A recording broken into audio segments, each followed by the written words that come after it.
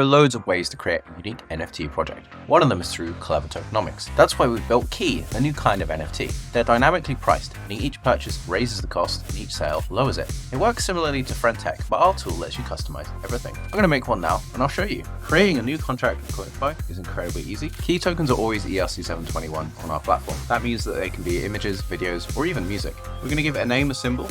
We're going to link up our metadata. The max supply is always unlimited, and we want to set royalties. You can choose any trading token, whether it's the native token or any ERC20, including ones you can build on Collectify, and then you're going to set an initial price, as well as a base number. Essentially, the base number will give you the pace at which the price increases. Lower base number will give you a much faster acceleration. For reference, Friendtech uses 16,000. After all that, just set up dates and time that you want to start everything. And for Key tokens, we have 2 extra options where you can block OTC trading to make sure that you definitely get your royalty payments, and you can also determine a period that forces holding and protects your project from botting. After filling in all the collection information, which can always be changed later, you're ready to create a contract. With the contract deployed, dashboard, have a look.